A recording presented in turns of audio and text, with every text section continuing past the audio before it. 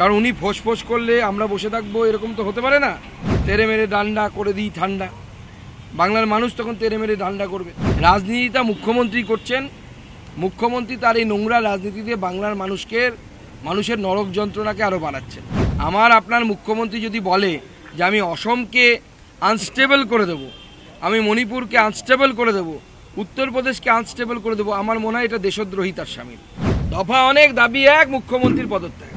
আজকে সম্মানীয় গভর্নর মাননীয় মহামহিম ডক্টর সিবি আনন্দ বোসের সাথে আমি, মাননীয় শ্রী দিলীপ ঘোষ, শ্রী জগন্নাথ চট্টোপাধ্যায় আমাদের রাজ্যের সাধারণ সম্পাদক, আমাদের শ্রী দীপক বর্মন এমএলএ এবং সাধারণ সম্পাদক, আমরা মাননীয় গভর্নর সাহেবের সাথে দেখা করি এবং তাকে আরজিকর ঘটনা, 9 আগস্টের ঘটনা এবং তার পরবর্তী যে সমস্ত ঘটনাবলী ঘটেছে পশ্চিমবঙ্গে,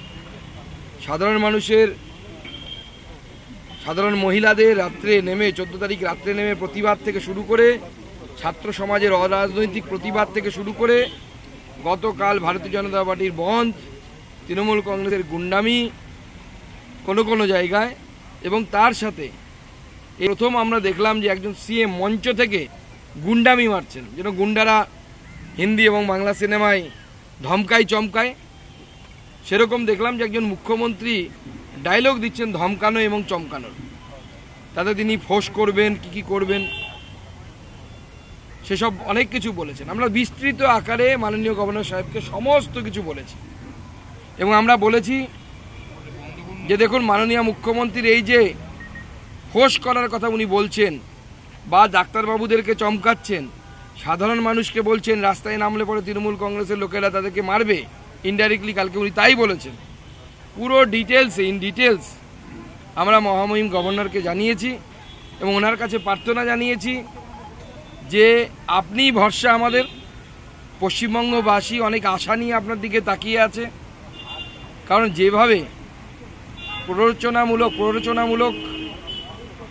দূরভিসন্ধি নিয়ে প্ররোচনামূলক কথাবার্তা গতকাল মাননীয় মুখ্যমন্ত্রী বলেছেন এবং হিংসা উস্কে দেবার চেষ্টা করেছেন, এই হিংসা হলে পরে কিন্তু পশ্চিমবঙ্গে একটি গৃহযুদ্ধ বাঁধবে।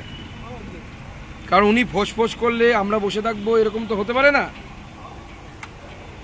তখন আমি যেমন গতকাল বলেছি সেরকমই হবে, তখন তেরে মেরে ডান্ডা করে দিই ঠান্ডা, বাংলার মানুষ তখন তেরে মেরে ডান্ডা করবে। আমরা চাই না সেই ধরনের পরিস্থিতি তৈরি হোক। মাননীয় গভর্নর সাহেবকে বলেছি যে আপনিই ভরসা, বাংলার মানুষের সাংবিধানিক অধিকার, বাংলার গণতন্ত্র, বাংলার মানুষের স্বাধীনতা স্বাধিকার, এই রক্ষার দায়িত্ব সংবিধান আপনাকে দিয়েছে।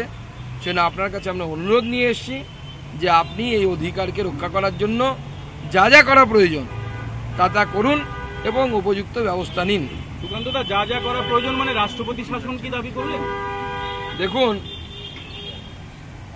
আমরা ওনাকে বলেছি যে বাংলার মানুষের সাংবিধানিক অধিকার রক্ষার জন্য যা করা প্রয়োজন। এবার কি করা প্রয়োজন সেটা তো সংবিধান অনুসারে উনি ঠিক করবেন এবং ওনার উপরের লোকেরা ঠিক করবেন। আজকে মহামান্য রাজ্যপাল দিল্লি যাচ্ছেন, দিল্লি গিয়ে উনি কথা বলবেন, পরবর্তী সময়ে সমস্ত কিছু দেখে ঠিক হবে। আজকে তো বাংলার পরিস্থিতি দেখে সবাই চিন্তিত। স্বয়ং প্রধানমন্ত্রী বলেছেন, মহামহিম রাষ্ট্রপতি যিনি কোনো বলেন না তিনি পর্যন্ত বলতে বাধ্য হয়েছেন।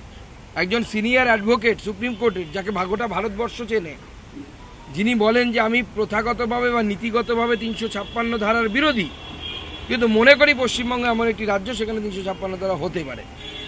এই ধরনের মন্তব্য সুপ্রিম কোর্টের সিনিয়র মোস্ট কাউন্সিলের কাছ থেকে আসা, আমার তো মনে হয় তিনি তো মস্করা করার জন্য বলছেন না। গোটা ভারতবর্ষের মানুষ চিন্তিত। বিশেষত গতকাল মাননীয় মুখ্যমন্ত্রী যে কথাগুলো বলেছেন যে আমি আসামকে অশান্ত করে দেব, আমি মণিপুরকে অশান্ত করে দেব বা অশান্ত হবে, উত্তরপ্রদেশ অশান্ত হবে। আমি গতকালও বলেছি, আজকেও বলছি, আমরা মাননীয় মুখ্যমন্ত্রীর এই সমস্ত কথার মধ্যে বাংলাদেশের জামাতের এবং ছাত্র শিবিরের শব্দের প্রতিধ্বনি শুনতে পাচ্ছি।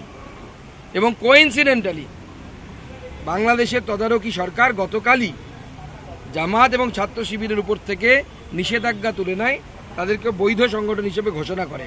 এবং গতকালই মুখ্যমন্ত্রী এই ধরনের কথাবার্তা, যে কথাবার্তাগুলো জামাত এবং তার ছাত্র সহযোগী যে ছাত্র সংগঠন, তাদের কথাবার্তার মধ্যে মিল পাওয়া যায়। এবং আপনারা জানেন জেএমবি যে জঙ্গি গোষ্ঠী আছে, তাদের সাথে জামাতের যোগসূত্র আছে বলে অভিযোগ আছে। না, পুরো আরজি করের পরিপ্রেক্ষিতেই তো বিষয়টা তৈরি হয়েছে। পুরো আরজি করের মহিলা ডাক্তারের খুন, মার্ডার এবং তাকে আত্মহত্যা বলে চালানোর চেষ্টা, সমস্ত পুঙ্খানুপুঙ্খ আমরা বলেছি, ডিটেলস। এই জন্য আমাদের অনেকক্ষণ সময় লাগলো, প্রত্যেকটি বিষয় বলেছি। এবং উনিও বললেন যে হ্যাঁ, আমি মেয়েটির মা বাবার সাথে দেখা করেছি, মেয়েটির মা বাবার সাথে কথা বলে এসেছি। এবং উনিও বহু মানুষের ফোন, ইমেল, মেসেজ পাচ্ছেন, তার কাছে মেসেজ আসছে পশ্চিমবঙ্গের মানুষের, এমনকি ভারতের বাইরে থেকে যারা ভারতীয় এনআরআই যারা, তারা পর্যন্ত কনসার্ন ব্যক্ত করেছেন পশ্চিমবঙ্গের স্থিতি নিয়ে। বলছি, রাষ্ট্রপতির নিন্দাটাকে তৃণমূল দাবি করছে, রাষ্ট্রপতিও নাকি রাজনীতি করছেন। দেখুন, তৃণমূল যে জায়গায় পৌঁছে গেছে, তৃণমূল নিজেদের স্বার্থ ছাড়া, ক্ষমতা চেয়ার ধরে রাখা ছাড়া তৃণমূলের আর কোনো দ্বিতীয় কোনো লক্ষ্য নেই। সেটা রাষ্ট্রপতি কেন, সবার কথাতেই তো মনে হবে যে রাজনীতি চলছে, কিন্তু আদপে রাজনীতিটা মুখ্যমন্ত্রী করছেন। মুখ্যমন্ত্রী তার এই নোংরা রাজনীতি দিয়ে বাংলার মানুষের নরক যন্ত্রণাকে আরো বাড়াচ্ছেন। তিলোত্তমার মা তিনি বলছেন যে মুখ্যমন্ত্রীর তো ছেলে মেয়ে নেই, ফলে সন্তান হারানোর কষ্ট তিনি কি করে বুঝবেন?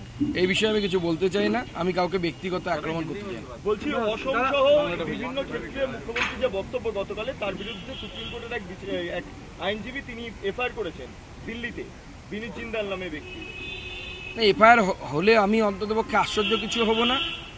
এবং আমার মনে হয় সুপ্রিম কোর্ট সহ ভারতবর্ষে যে সাংবিধানিক সংস্থাগুলো আছে, তাদের সবার এই বিষয়ে খুব গভীরভাবে চিন্তন করা উচিত। এবং সবথেকে বড় কথা, বাংলার মানুষের গভীরভাবে চিন্তা করা উচিত। আমার আপনার মুখ্যমন্ত্রী যদি বলে যে আমি অসমকে আনস্টেবল করে দেব, আমি মণিপুরকে আনস্টেবল করে দেব, উত্তরপ্রদেশকে আনস্টেবল করে দেব, আমার মনে হয় এটা দেশদ্রোহিতার শামিল।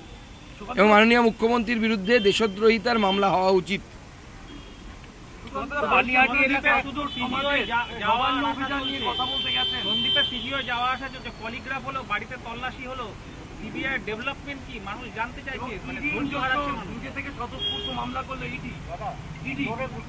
দেখুন, আপনাদেরকে আগেই বলেছি, কোনো তদন্তকারী সংস্থা তথ্য প্রমাণ ছাড়া কারো বিরুদ্ধে ব্যবস্থা নিতে পারে না।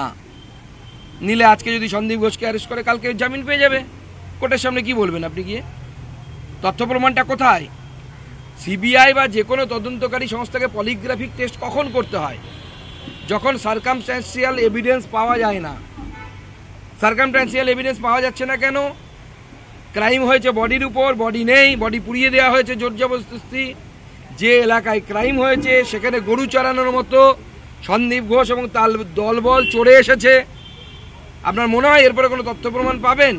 একজন লয়ারকে নিয়ে যাওয়া হয়েছিল, কি উদ্দেশ্যে নিয়ে যাওয়া হয়েছিল সেই লয়ারকে ধরে বা তার বুদ্ধি নিয়ে সেইখান থেকে তথ্য প্রমাণ লোপাট করার চেষ্টা করা হয়েছে কি না মুখ্যমন্ত্রীর নির্দেশে বা তার অনুপ্রেরণায়? তো তথ্য প্রমাণ না থাকলে সিবিআই কেন, এফবিআইও অ্যারেস্ট করতে পারবে না। তথ্য প্রমাণ দরকার তো। এবার পলিগ্রাফিক টেস্ট, সেই পলিগ্রাফিক টেস্টকে আপনারা জানেন পরবর্তী সময়ে কোর্টে গিয়ে চ্যালেঞ্জের মুখে পড়তে হয়। তো পলিগ্রাফিক টেস্ট থেকে তথ্য নিয়ে জানি না কি তথ্য পেয়েছে কি তারা, তার পরবর্তী পদক্ষেপ সিবিআইকে নিতে হবে, এনকোয়ারি করতে হবে, জিজ্ঞাসাবাদ করতে হবে। সুকান্তদা, অরাজনৈতিক আন্দোলন আপনাদের মতো রাজনীতিকরা হাইজ্যাক করে নিচ্ছেন, অভিযোগ উঠেছে। কার? কে অভিযোগ করেছে? এটা যারা ধর্নায় বসে আছেন অরাজনৈতিক, তারা তাদের মতো করুন। যেমন আমি পলিটিক্যাল পার্টির প্রধান হয়ে আমি বলে দিতে পারি না যে কিভাবে আর অরাজনৈতিক আন্দোলন হবে, তাদেরও সেরকম অধিকার নেই এটা বলা যে বিজেপি কিভাবে আন্দোলন করবে। আমরা আমাদের মতো আন্দোলন করছি, আপনারা আপনাদের মতো আন্দোলন করুন। সবারই একটাই লক্ষ্য, দফা অনেক হতে পারে, দাবি সবারই এক। দফা অনেক, দাবি এক, মুখ্যমন্ত্রীর পদত্যাগ।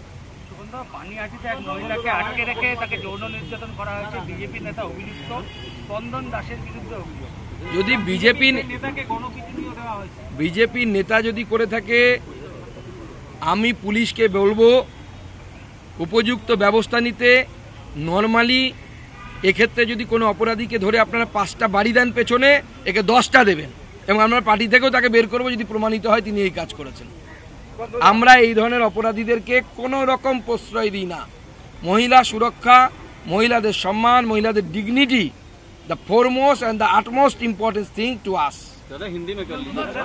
বাংলা শেষে বাংলা খাতা বলে দিচ্ছে ওয়ান বাই ওয়ান। করেছেন এই বিষয়ে তৃণমূলের এই একজন বাচ্চাকে ধর্ষণের অভিযোগ দিনাজপুরে আপনার নিজের জেলায় হয়েছে। হ্যাঁ, তৃণমূলের এক যুবনেতা আমার জেলাতে, তৃণমূলের এক যুবনেতা আমার জেলাতে এক আদিবাসী মেয়েকে ধর্ষণ করেছে, আদিবাসী নাবালিকাকে ধর্ষণ করেছে। পার্টি ম্যাটার না, ম্যাটার হচ্ছে আপনার যে সিস্টেমটা চলছে, ল অ্যান্ড অর্ডার সিস্টেম চলছে। আমরা যেটা বারবার বলছি যে আরজি করের ঘটনাকে কোনো বিচ্ছিন্ন ঘটনা হিসেবে দেখবেন না, এটা শাসকের মাইন্ডসেট। আর শাসকের মাইন্ডসেট যখন এরকম হয়ে যায় তখন নিচু তলার যারা অপরাধী আছে তারা ধরাকে সরা জ্ঞান করে না, তারা এনকারেজ হয়। তারা তো দেখছে কামদুনিতে রেপ করলাম, পা চিরে ফেলে দিলাম, মেরে দিলাম, বেঁচেও গেলাম, বিনীত গোয়েল বাঁচিয়ে দিল বাবা বাবা করে, আমি আবার করব। অন্য বা তারা না করলে অন্য একজন অপরাধী এনকারেজ হচ্ছে। শেষ করুন, লাস্ট। সেখানে এই যে ছাত্র সমাজের নবান্ন অভিযানের পর একের পর এক আহ্বায়ককে, নেতাকে বা সেদিনকের যারা এসেছেন তাদের আটক করা হচ্ছে, এ বিষয়ে রাজ্যপালকে কিছু জানিয়েছেন? আমরা মহামহিম রাজ্যপালকে বলেছি যে গণতান্ত্রিক আন্দোলন যদি পিসফুল হয়, শান্তিপূর্ণ হয়, তার উপরে কেউ কোনো রকম ব্যবস্থা নিতে পারে না, সরকারও ব্যবস্থা নিতে পারে না। এরকম একটি স্ট্যান্ডিং ভার্ডিক্ট সুপ্রিম কোর্টের আছে। সুকান্ত মজুমদার, দিলীপ ঘোষ এদের বলার প্রয়োজন নেই, বা আমি বলবো মহামহিম রাজ্যপালেরও বলার প্রয়োজন নেই। ভারতবর্ষের অ্যাপেক্স কোর্ট, সর্বোচ্চ আদালত সেটা বলে দিয়েছে আপনি করতে পারেন না। কিন্তু তবুও এই রাজ্য সরকার যেভাবে দমন পীড়নের নীতিতে চালাচ্ছে এই রাজ্যকে, আগামী দিনে এটা যদি বুমেরাং হয়ে যায় এবং এখানে যদি মাননীয় মুখ্যমন্ত্রীর পরিস্থিতি খারাপ হয়ে যায় যে তাকে যেন রাজ্য ছেড়ে পালাতে না হয়, সেরকম পরিস্থিতি কিন্তু তৈরি হতে পারে।